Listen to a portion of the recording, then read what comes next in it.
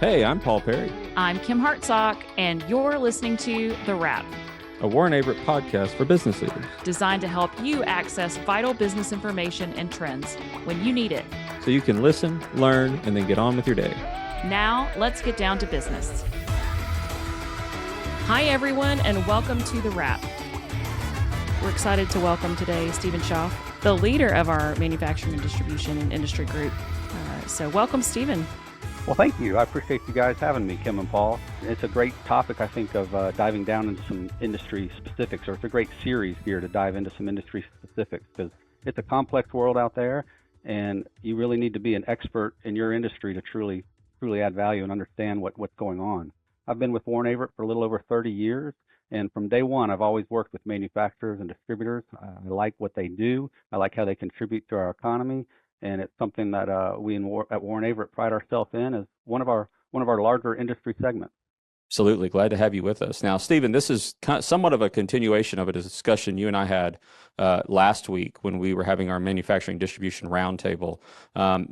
Lots of conversation in the room, lots of discussion, lots of opportunities that they had and challenges. What were, as you kind of recap that roundtable, what were the things that stuck out to you as major challenges for this industry? Yeah, well, it was a great opportunity at that roundtable to get some other CFOs together because one thing with manufacturing is it is a fragmented industry. So you've got your food and beverage group, you've got your plastics group, you've got your steel fabricator group. So one thing we like to do is get those CFOs together from those different industry segments and share some of their pain points, their challenges, their issues. And I'll tell you that right now that the number one challenge that came out of that roundtable, which is a lot of other industries are having this too, is workforce development, finding reliable and capable, qualified individuals who want to work. And it's not just a problem in the Southeast or really in the United States. I happened to be on a call earlier this week with an Italian manufacturer, and one of our U.S. clients is looking at partnering with them. And when we were talking about some of their challenges, the Italians said their number one issue was workforce development as well, that they can't find people. So it's on everyone's mind, and it's the biggest challenge. And we've kind of done it to ourselves as a society. I mean, manufacturing has this perception of being a dirty, blue-collar job, and everyone wants their children to grow up and be doctors and lawyers. But the facts are we need, and we do need doctors and lawyers, so there's nothing wrong with that. But we always need people to work in manufacturing. It's just not been a glorified position historically. But there are a lot of good-paying jobs, and that can lead to a rewarding career. And with the advancement of technology, it can be a technical job too in a clean environment.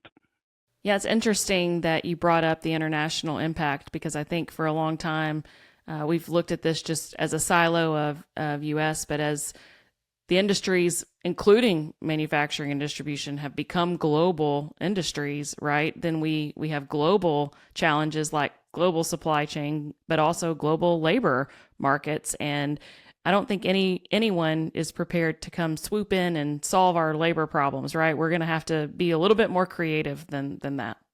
We are. I think the supply chain issue, which everyone was facing last year, seems to pretty much be under control a little bit more. And talking to a lot of our clients, 95% of their supply chain is back intact, and we were able to work through that logistically.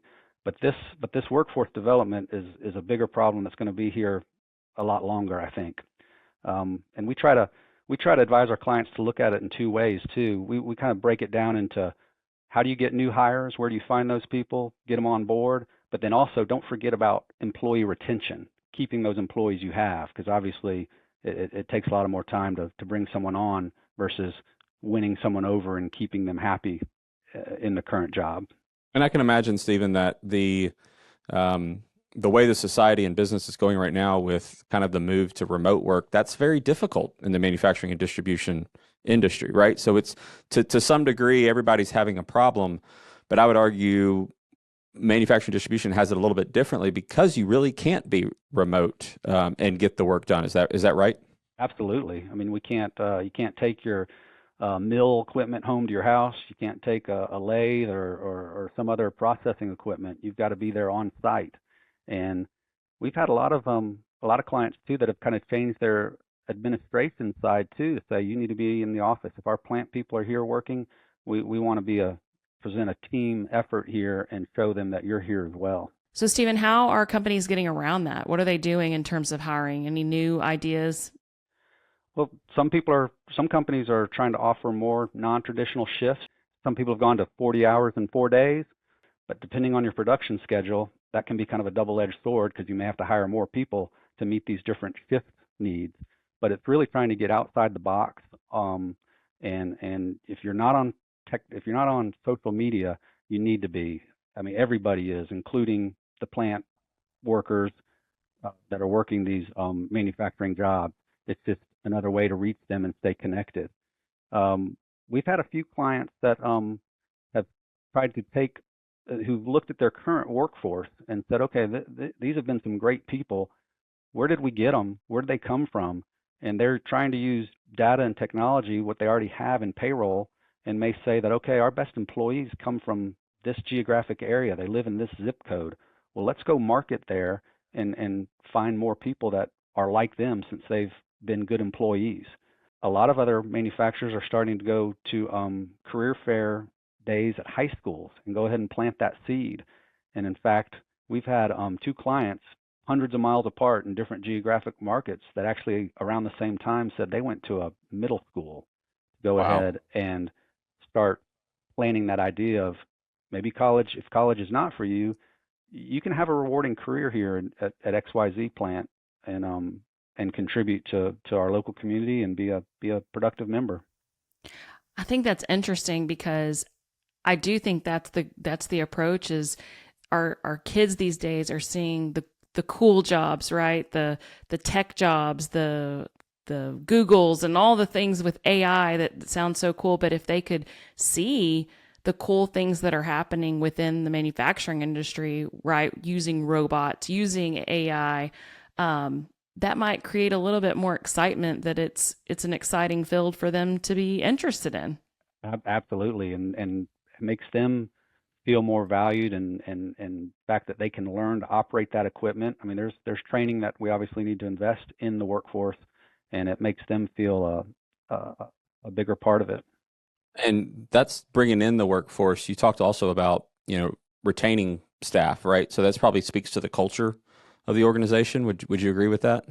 Yes, absolutely. Having that culture of a family environment to where you can let these people know that they're appreciated and valued and listened to. That's a big thing now we're hearing too, with these multi generations in the workforce, that everyone wants to be heard and have their opinion known.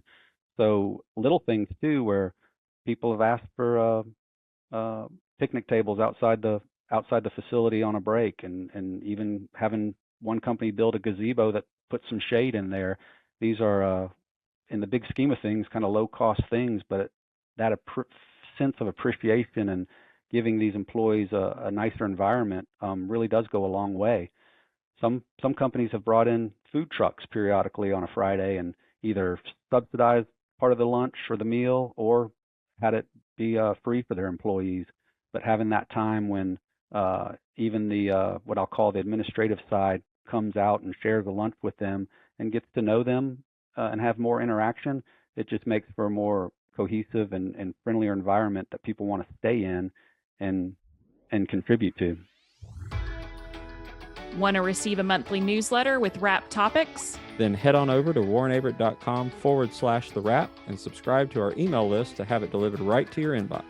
Now, back to the show. So, Stephen, switching gears just a little bit, what are you seeing in terms of tax strategies? Anything new coming up that you're starting to see more of?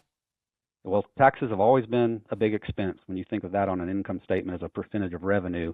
That's one of your largest items besides labor and materials. And in 23, here under the current tax law, there are three areas that manufacturers are going to find an unpleasant surprise.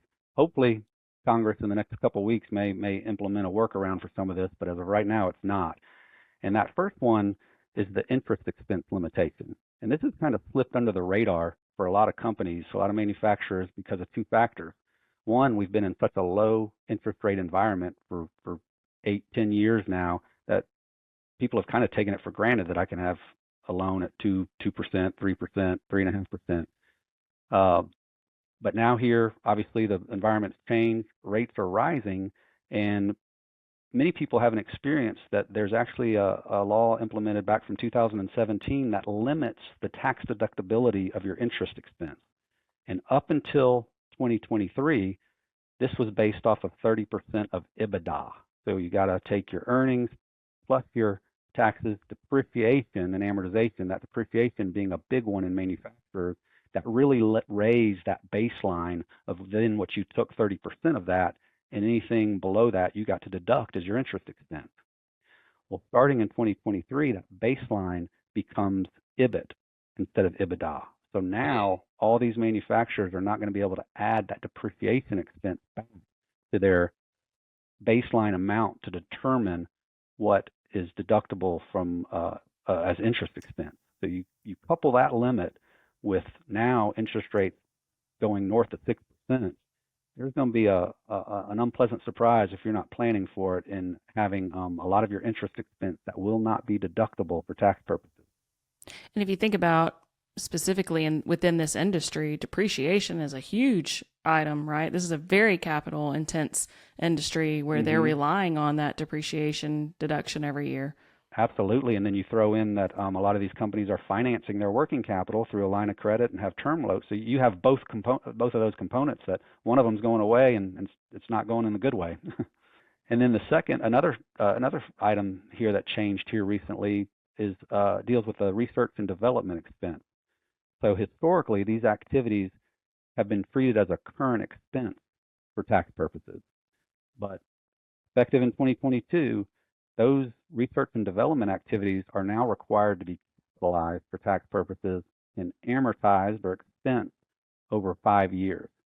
So now what a company may have spent, and if you, depending on your size of your company, you may have a engineering department or you may outsource some of these R&D expenditures. So it can be a variety of level of expenses depending on what you do. But you used to be able to expense those, take them right off your bottom line for tax purposes. But now you'll only get 20% of that activity each year for 5 years. So you still get it, but it's just spread out over a much longer time period that you get that tax benefit.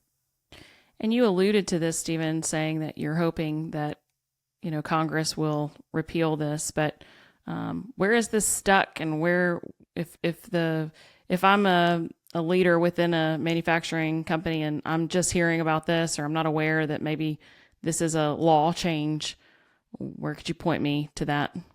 Well, you need to reach out to your local congressperson, and we've actually helped clients do that. We've got a draft of a template letter that you could send to your client stating some of these three things and how they negatively impact your business, and you would like them changed, reverted back to how they were.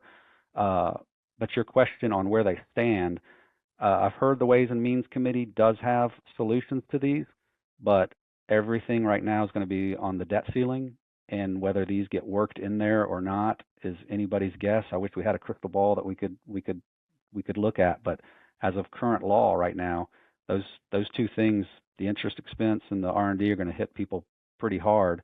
And then a third item that has always been on the books, but it starts here in 23, is the bonus depreciation is now starting to be phased out. This has been going on for quite a few years, where Congress allowed you to write off 100% of your capital assets, and it was referred to as just bonus depreciation, because historically you would take that over just like that R&D expense I talked about, you would take it over a certain amount each year. But that is finally, under current law, down to 80% in 2023. So anything you buy, whether it's a new mill, any other capital asset you put in your plant, you'll only get a write-off 80% of that in 2023, and it starts phasing down by 20% each year until it's zero in 2027. So to be determined if Congress will reverse these and give some manufacturers a little more tax break, but hopefully they will. Well, Stephen, it sounds like people in this industry, companies in this industry, a lot of dynamic issues that they have to solve. What are some of the higher arching solutions that companies are putting into place to kind of respond to some of these issues? Are they rethinking how they do things? Kind of what is the solution for a lot of these issues for companies? Obviously, is try to be more efficient and effective in what they're doing.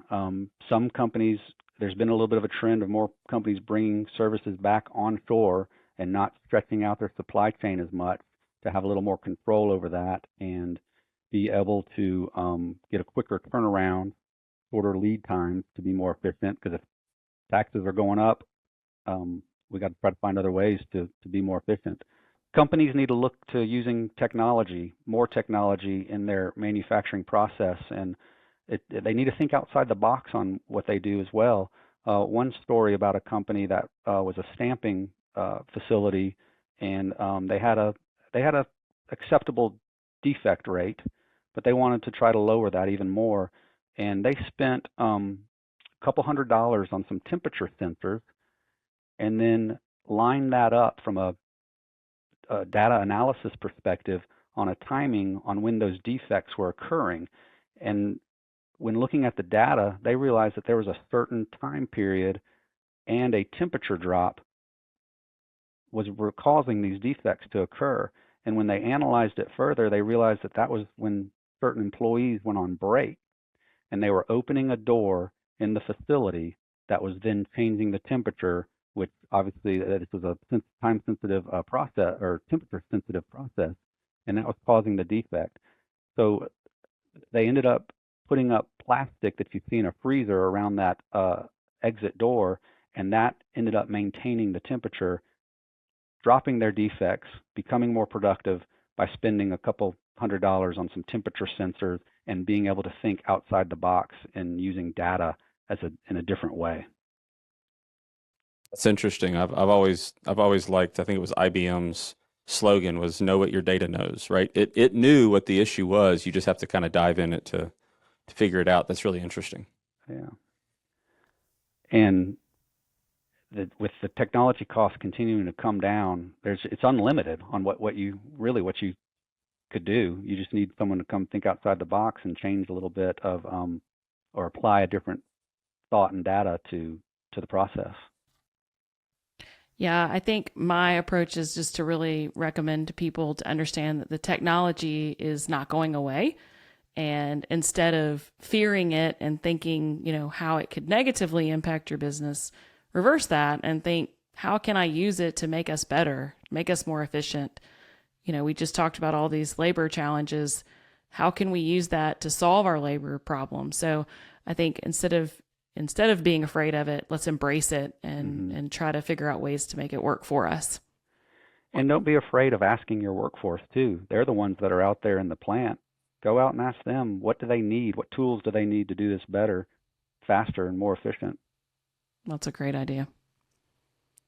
Well, Stephen, here on The Wrap, we always ask our guests to wrap it up in 60 seconds or less. So what's the one thing you want our listeners to leave with today? Okay, well, we talked about a few issues facing manufacturing. My closing comment or wrapping up would be that kind of a little bit what we talked about there. I would challenge each manufacturer to think of themselves as a data processor, not just a manufacturer of your particular product. If you compare the quantity of your product produced each year to the quantity of data you create and analyze each year, I bet you'd be surprised. So look for ways to improve that flow of data through your whole facility. Look at new data to collect and analyze and sort this data in different ways to your manufacturing process. I've had a few clients that have looked at themselves as data processors and not just manufacturers, and it's led to changes that have made them more efficient, more profitable, and ultimately increase the level of their happiness of their workforce too. So no matter how old your product is or the process is, you can become a leader in your segment by using that data and analyzing it to your advantage.